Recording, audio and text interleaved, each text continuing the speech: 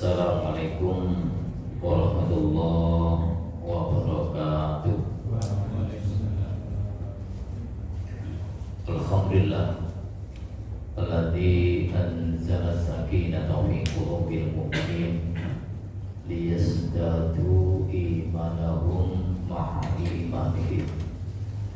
Asyhadu an la ilaha illallah wahdahu la syarika lah wa asyhadu anna Muhammadan abduhu wa rasuluh. Allahumma shalli wa sallim ala nabiyyina Muhammadin wa ala alihi wa sahbihi ajma'in. Amma ba'du. Jamaah subuh yang dirahmati Allah, kita mensyukuri atas semua yang Allah karuniakan kepada kita. Kita bisa bergerak menuju tempat yang istimewa, masjid yang merupakan rumah Allah. Kita berdoa, bermunajat tengah usai melaksanakan ibadah subuh berjamaah. Sembari kita pun juga ngaji bareng, dan ini merupakan sebuah nilai yang istimewa juga bagi kita sebagai petunjuk kehidupan kita, pengetahuan dan juga ilmu, agar hidup ini benar-benar terarah dan bercahaya, sehingga insya Allah hidup kita semakin barakah. Amin.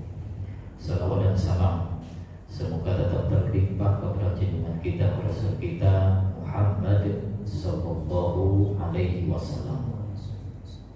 Baik jamaah yang dirahmati Allah, untuk lanjutan dari kitab Lu'lu' wal Marjan, kita masuk urutan hadis ke 437. Babud du'ai fi sholatil lail. Bab yang menjelaskan tentang doa di dalam sholat lail, sholat malam. Hadis yaitu hadis Ibnu Abbas radhiyallahu anhu qala. Hadis yang bersumber dari Abdullah bin Abbas, semoga Allah meridhoi. Dia berkata, "Bintu indah Maimunah." Saya pernah bermalam di rumah Maimunah. Faqama Nabi sallallahu alaihi wasallam. Maka Nabi berdiri, fa'ata hajatahu, untuk memenuhi hajatnya. Wasala wajhahu wa yadayhi tsumma nama. Beliau membasuh wajahnya dan kedua tangannya, lantas beliau tidur. Sumaqama fa'atal kirbah. Kemudian beliau berdiri menuju kirbah, tempat air. Watlaqa shinaqoha, lalu melepas talinya, tali kirbah itu. Sematawaddo'a wudu'an baina wudu'aini. Lantas beliau berwudu, wudu'an satu kali wudu, baina wudu'aini, di antara dua wudu. Lam yuksir, tetapi beliau tidak memperbanyak. Waqad ablagha, namun itu sampai sempurna. Faqumtu itu, lantas aku memperlambat. Nah, artinya Ibnu Abbas itu berdiri, lantas rebahan itu memperlambat untuk membentangkan punggung saya, kata Ibnu Abbas. Karahiyata ayyara anni kuntu arkubuhu. Karahiyatan, khawatir. Rasul itu artinya kurang respect. Beliau melihat aku yang mengawasi beliau. Fatawaddatu, lalu aku berwudu. Wa qama yusalli, lantas beliau sholat. Wa qumtu an yasarihi, aku berdiri di sebelah kirinya. Wa khada bi udhuni, lantas beliau memegang telingaku. Fada roni an yamini, beliau putar ke arah sebelah kanannya. Fatata amat sholatuhu, maka beliau mengerjakan sholat dengan sempurna salasa asyra, sebanyak 13 rakaat. Summa toja'a fanama hatta nafakha, kemudian beliau berbaring, beliau tidur sampai menghembus nafasnya yang tinggi. Wakana idza nama nafakha, dan memang beliau ketika tidur seperti itu, artinya nafasnya hembusannya tinggi. Ba'adzanahu Bilal, maka Bilal memberitahu bisolati, terhadap waktu sholat. Fasolah walam yatawadda, maka Rasul sholat tanpa berwudu lagi. Wa kana yaqulu fi du'aihi, dan beliau berdoa, ya, mengatakan dalam doanya itu, Allahumma ij'al fi qalbi nuran, ya Allah jadikan hatiku ini cahaya, wa fi basari nuran, dan penglihatanku cahaya, wa fi sam'i nuran, dan pendengarku cahaya, wa yamin nuran, dan sebelah kananku cahaya, wa yasari nuran, dan sebelah kiriku cahaya, wa fawqi nuran, atasku bercahaya, wa tahti nuran, bawahku bercahaya, wa amami nuran, dan depanku bercahaya, wa ja'alni nuran, dan jadikan diriku bercahaya. Qala Quraib, rawi yang sumbernya dari Ibnu Abbas yang bernama Quraib itu bilang, wasaqul fitabut, dan 7 perkara yang aku ini lupa, kata Quraib. Falaki itu rajulan, maka aku menemui seorang laki-laki min waladil Abbas, dari anaknya Ibnu Abbas. Fahaddatsani bihinna, maka beliau menceritakan kepadaku tentang 7 itu. Fadzakara, maka beliau menyebutkan asobi. Asobi itu saraf saya, walahmi daging saya, walahmi daging saya, wadami darah saya, wasyari rambut saya, wabasyari dan kulit saya, wadakar khoslataini, dan beliau menyebut 2 hal yang lain. Nanti disebutkan di hadis yang lain, yaitu fi idhomi nuron wa fi qabri nuron, tentang idhomi tulangku dan juga kuburku. Pas 7. Baik, hadis ini cukup lumayan panjang. Kita perlahan-lahan untuk menjelaskan bagaimana penjelasan yang ada pada hadis ini. Baik jamaah yang dirahmati Allah, pertama, bahwa Abdullah bin Abbas ini sampai belum mengatakan aku ini pernah tidur di rumah Maimunah. Lah Maimunah ini merupakan bibinya Abdullah bin Abbas, bibi, dan Rasulullah sebagai suaminya Maimunah, jadi istrinya. Ini Maimunah, ini istri Rasulullah, Maimunah binti Haris. Jadi ponakannya Maimunah tidur bersama, ya, satu keluarga. Rasul, istrinya, ada ponakannya, jadi masih mahram.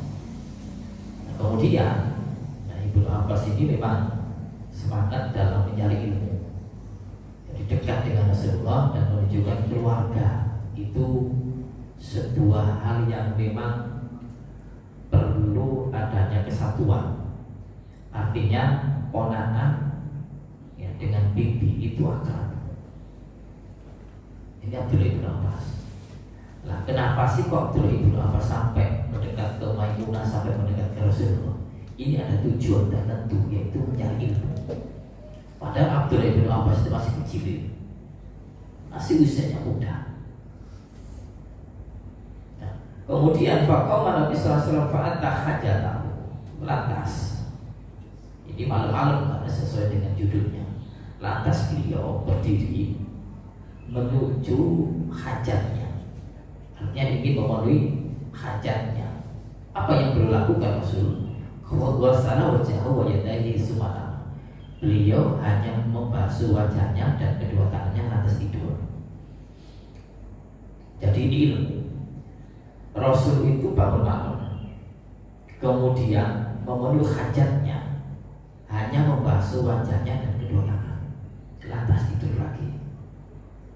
Walaupun Bapak Ibu, yang sebaiknya itu adalah memang bangun tidur wudu. Tapi ini contoh, Rasulullah tidak tidur, tapi Rasulullah tidak berwudu. Ini bukan menunjukkan bahwa Rasul itu belum wudu. Beliau tidak batal, beliau bersih.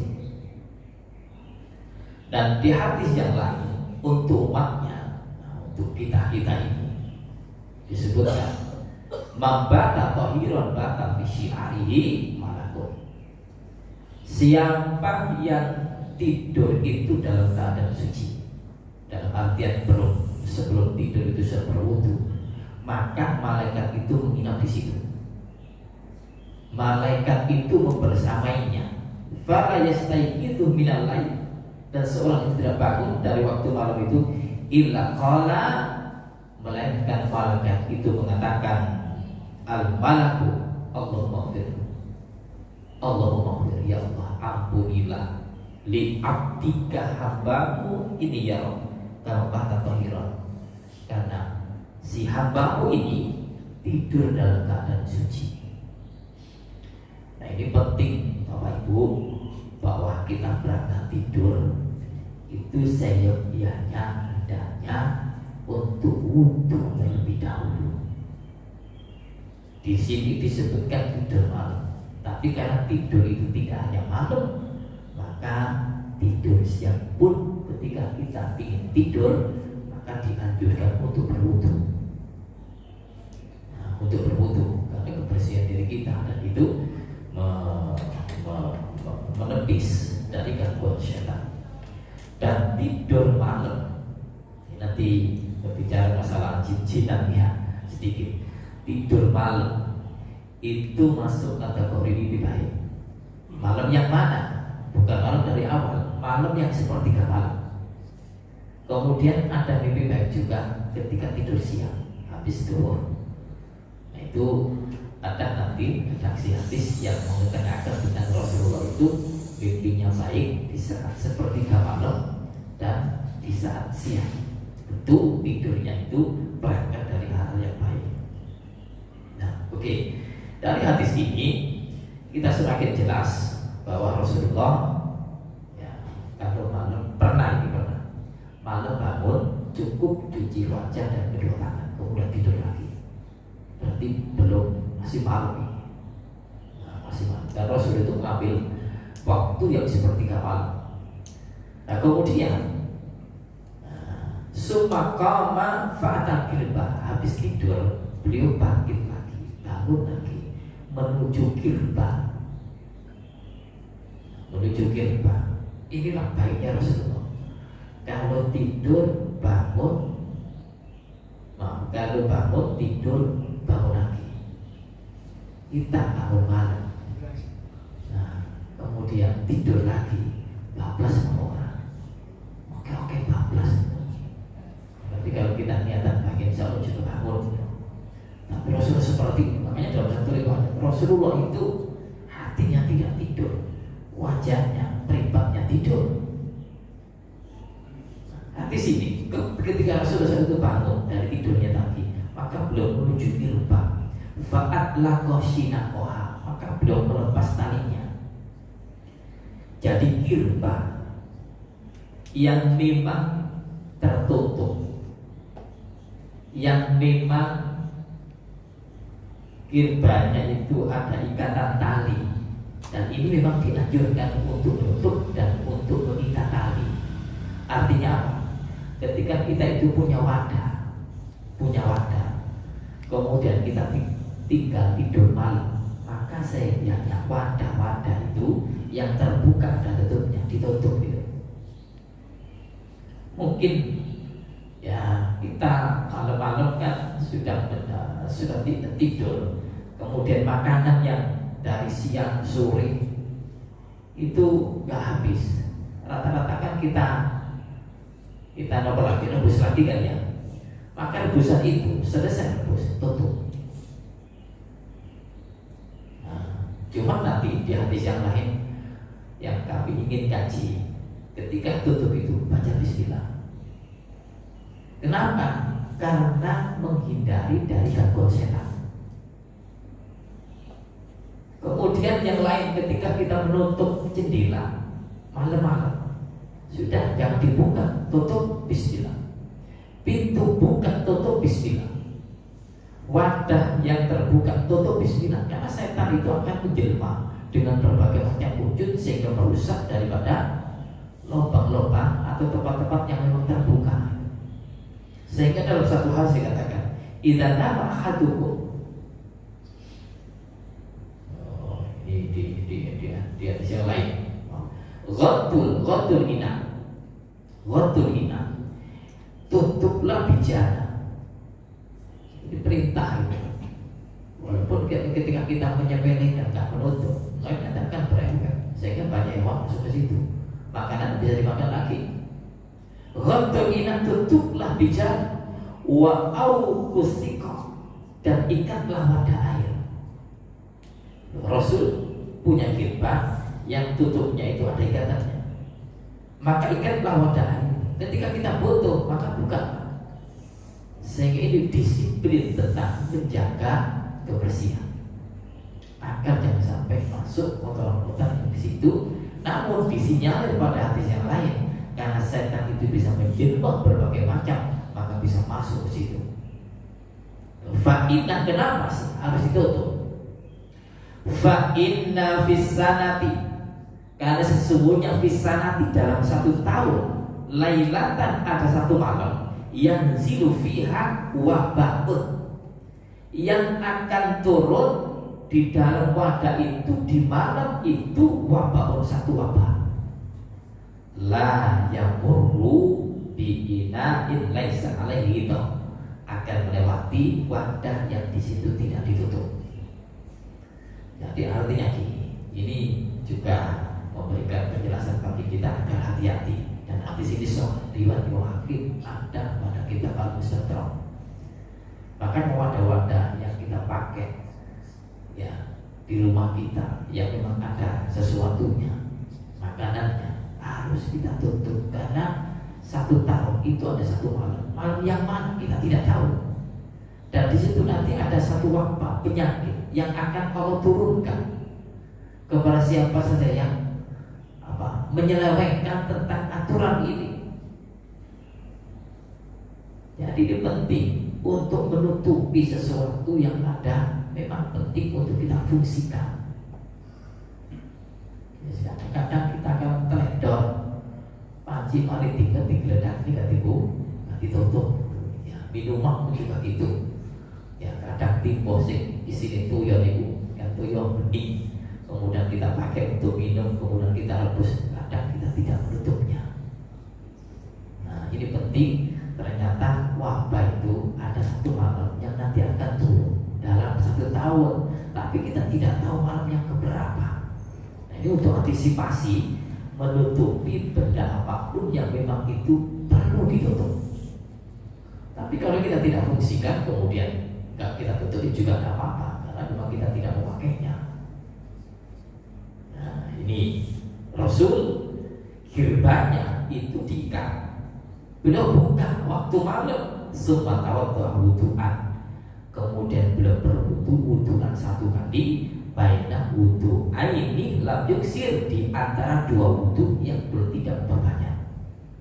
Nah ini Bapak Ibu, apa sih maksud satu kali wudu? Di antara dua wudu. Lah wudu ini ada dua. Wudu yang sempurna, campur sunnah, dan wudu yang sempurna tidak dinamai sunnah. Artinya sama saja, ada yang wudu wajib, ada yang wudu campur sunnah. Maksudnya apa? Ada wudu, tempat-tempat anggota wudu itu cukup kita membasuh terhadap yang wajib saja, seperti di Al-Quran ini.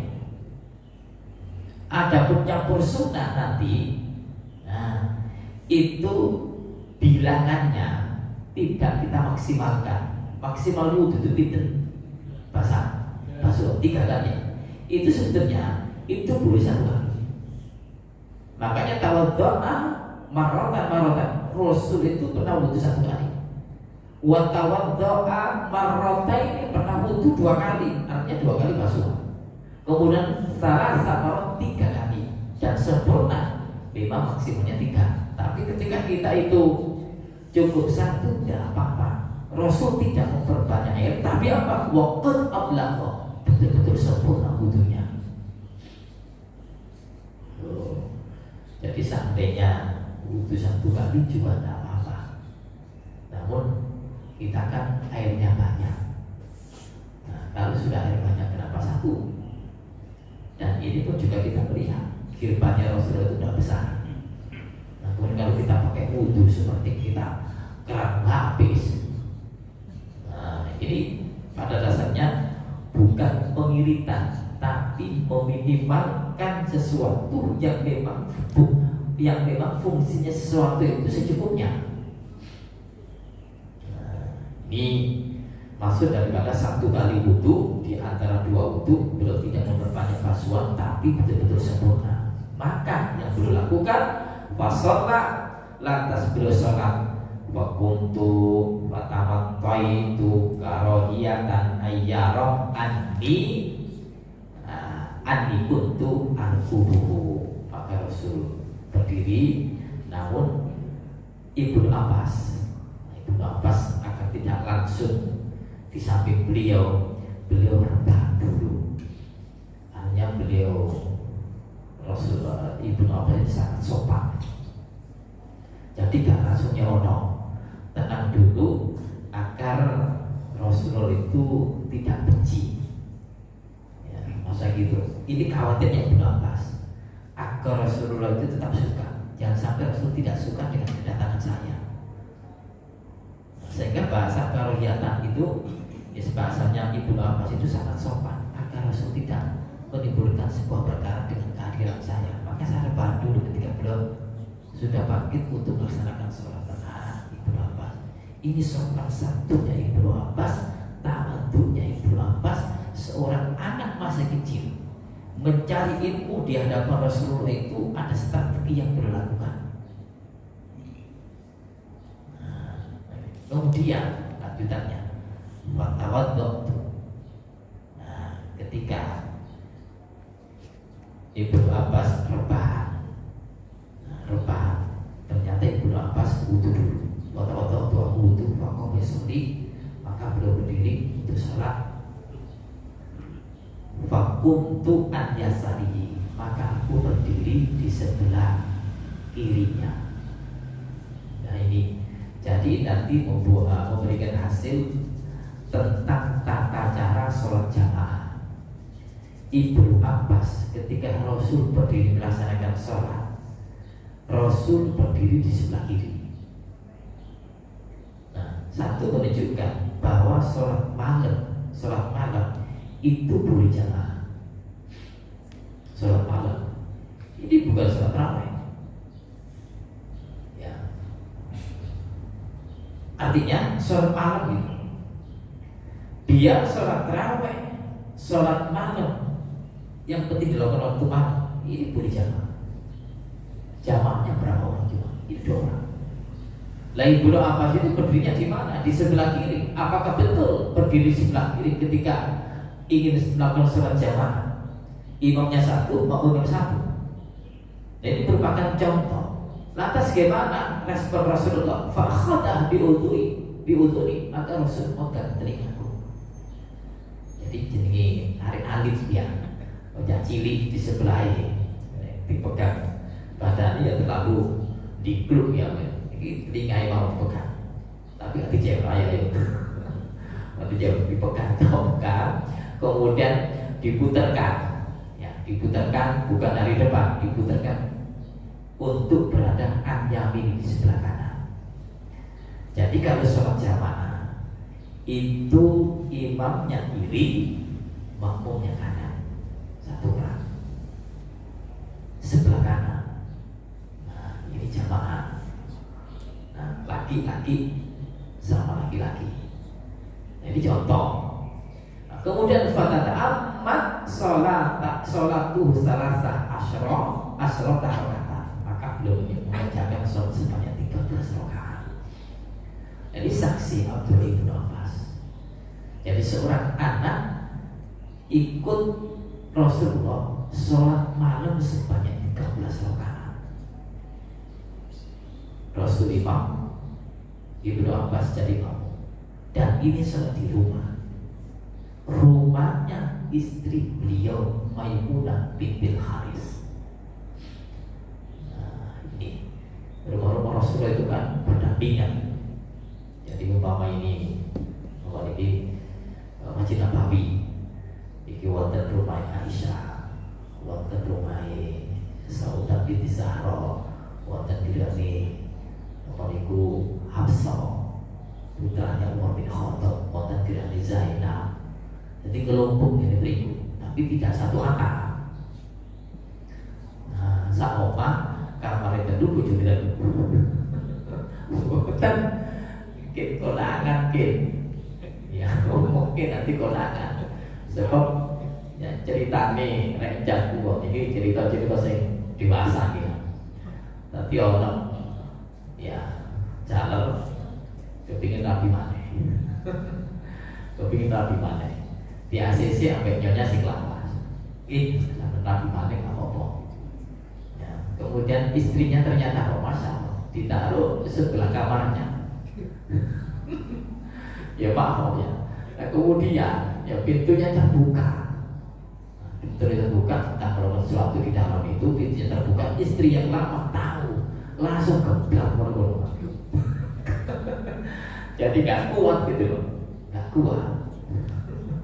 Maksudnya apa? Nah, cerita teman saya tadi. Ya kalau memang 3 lagi, ojo saoma.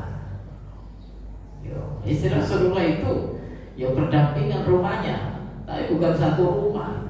Rumahnya Aisyah, rumahnya Hafsah, rumahnya Zainab, Saudah, gelibet dan beriku, tapi berdampingan.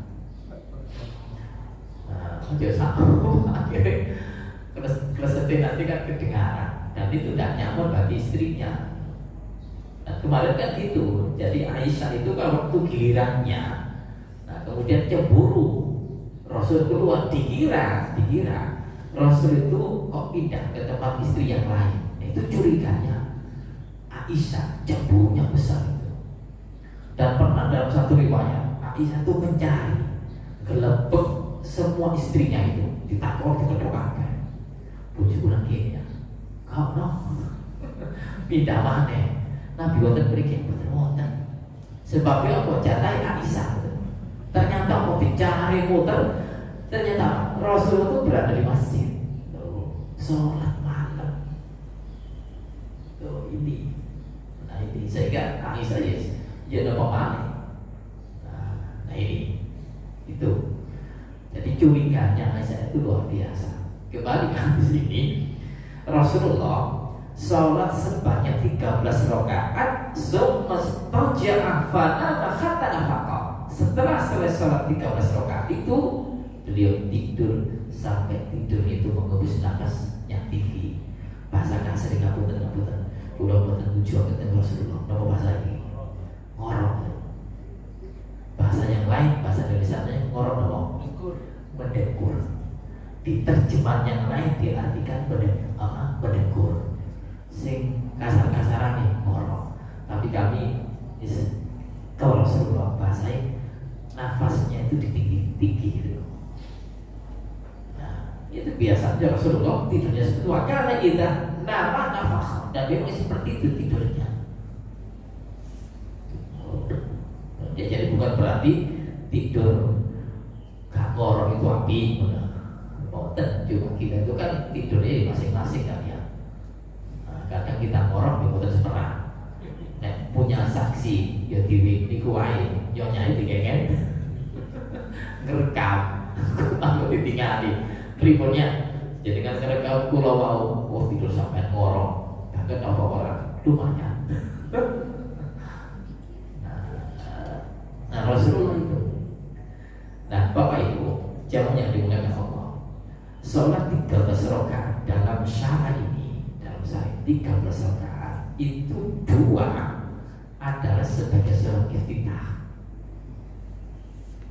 sholat iftitah, sehingga 2 sebagai iftitah, maka 11 sebagai sholat malamnya.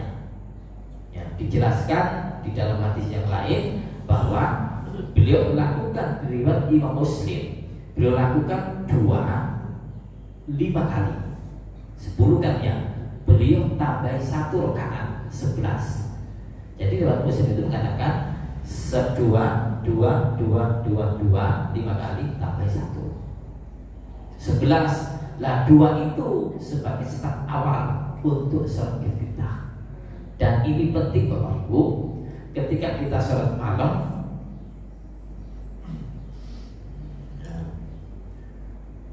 sholat malam bangun, ketika tidur malam kita bangun, itu sholat duluan paling dorka. Kalau tidak lakukan, ya mau tidak mau sunnah. Nah cuma apa responnya? Ya responnya nanti kalau tidur lagi.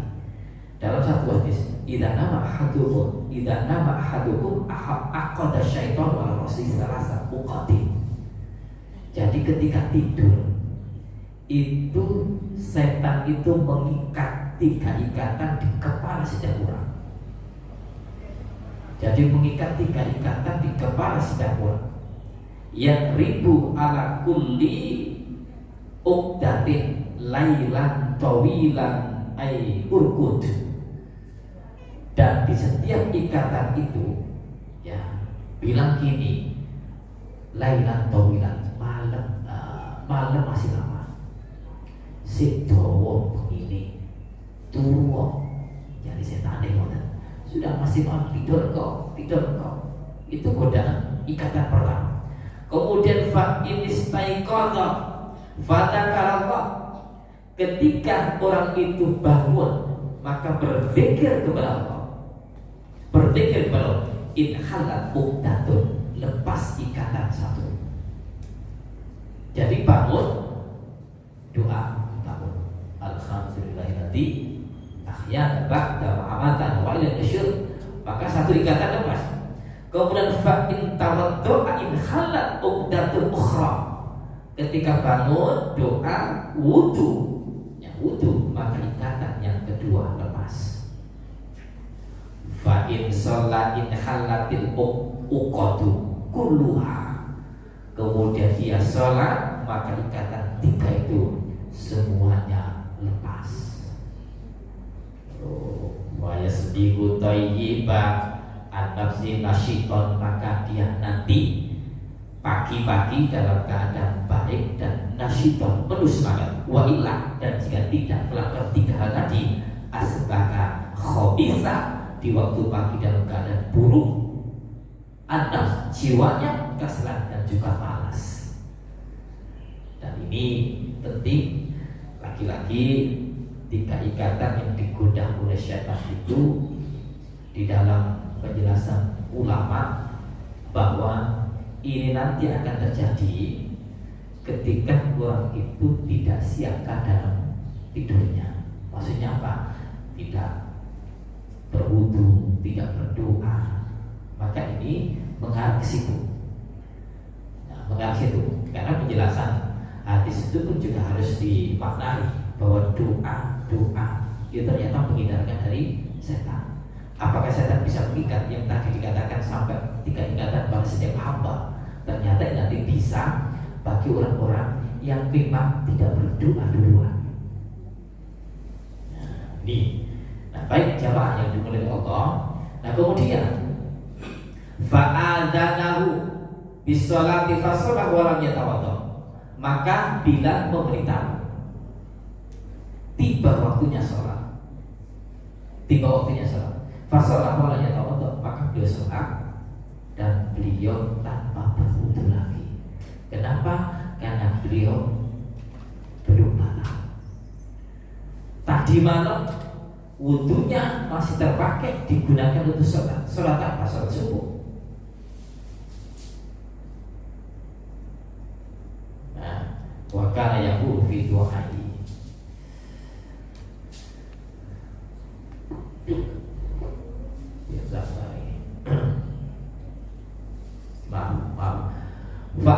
Fa'adzanahu Bilalun, maka Bilal memberitahu bisolati tentang sholat. Fasolah wal tawadhu, dan beliau tanpa berwudu. Wa kana yaqulu fi du'ai, dan beliau mengatakan dalam doanya, ini ternyata masih sholat malam ya, dan beliau berdoa isinya Allahumma ja'al bi qalbi nuran, ya Allah, yang tadi saya baca tadi.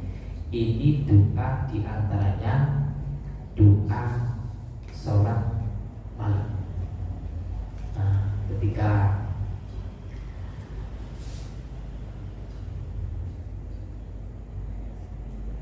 ya Allah, ada di situ. Fa'adzanahu Bilalun bis-sholati fasolah la yatawa, dan beliau memberitahu tentang waktunya sholat. Fasolah wal tawadhu wa kana yaqulu fi du'ai. Ini. Jadi Bilal itu memberitahu tentang waktunya sholat, gitu. Maka beliau sholat dan tidak berwudu. Tapi ini penjelasannya berikutnya. Beliau sampaikan beliau dalam keadaan tidur tadi, Bilal memberitahu. Kemudian bangunnya tidur, nah ini arah di situ. Jadi bangunnya tidur ini beliau membaca doa ini. Allahumma ja'al. Jadi tidur itu diantaranya. Kalau kita kan pakai yang simpel ya, alhamdulillahi ahyana ba'da amatana wa ilaihi nusyur. Dan ini beliau bangun dari tidurnya tadi, yang sebelumnya itu arahnya habis ini kemudian sholat. Tapi arah doa ini adalah beliau bangun kemudian beliau berdoa seperti ini. Ya, sehingga doa bangun tidur itu tidak hanya alhamdulillahi ahyana ba'da amatana wa ilaihi nusyur, tapi ini juga boleh. Ini lebih panjang. Allahumma ja'al fi qalbi nuran. Ini doa bangun tidur. Ya Allah, jadikan hatiku itu cahaya. Wa fi basari nuran, pandanganku pun juga cahaya. Wa fi sam'i nuran, pendengaranku. Wa an yamini, kananku. Wa an yasari, kiriku. Wa fauqi, atasku. Wa tahti, bawahku. Wa amami, depanku. Wa ja'al li nuran. Semuanya itu penuh dengan cahaya. Nah, ini doa bangun tidur. Qala Qurayb, seorang perawi dari Ibnu Abbas, 7 itu aku lupa. Walakitu rajulan, maka aku menemui anaknya Ibnu Abbas itu di bawah Ibnu Abbas. Fakadasani bihina, maka belum menceritakan kepadaku tentang 7 itu. Apa itu? 1. Asobi, saraf. Wadami, darahku. Wasyari, rambutku. Wabasari, kulitku. Kemudian berapa ini? Asobi 1, walahmi, daging. Wadami, darah. Wasyari, rambut. Wabasari, kulit. Jadi 5. Wadakal khoslataini, dan beliau menyebut 2 hal di tempat yang lain. Apa itu? Allahumma ja'al nuran fi idhami, ya Allah berilah cahaya pada tulangku. Wa nuran fi qabri, dan cahaya pada kuburku. Pas 7. Nah, ribu lagi Pak, mau tenang apa lain? Ya, biasanya ada tidur tinggal di HP. Nah, di HP banyak. Nah, doa bangun tidur. Kemudian nanti kalau tidur dibaca. Nah, ini boleh pilih ini, dan ini lebih panjang. Ini maaf tadi penjelasannya arahnya ke sini. Jadi bangun tidur Rasul baca ini. Nah, kemudian baru Rasul dibilangi oleh Bilal tentang waktunya sholat. Kemudian beliau sholat tanpa berwudu karena beliau masih bersih. Nah, itu cerita penjelasan di dalam hadis ini memberikan sebuah nilai yang berharga untuk kita terhadap umatnya Rasulullah. Rasulullah betul-betul menjadikan tauladan. Di malam hari diambil ilmunya. Ibnu Abbas yang banyak mengambil ilmu sampai kita ceritanya. Nah, begitu Bapak Ibu yang bisa saya sampaikan pada kesempatan pagi ini. pribun Nabi. Mudah-mudahan ya, manfaat dari kajian pagi ini. Bukan kadang ya, sedikit harus mencari lagi dalam penataan ya hadis yang cukup panjang ini. Kadang-kadang hadis itu arahnya ini duluan, ternyata maknanya tidak di situ. Maknanya di situ. Ternyata penataannya tadi doa dulu bangunnya, kemudian sholat. Akhir kalam, mohon maaf bila ada kurang dan kekhilafan. Akhir kalam kita tutup dengan doa kepada majelis. Subhanakallahumma wa bihamdika asyhadu an la ilaha illa anta astaghfiruka wa atubu ilaik. Wassalamualaikum warahmatullahi wabarakatuh.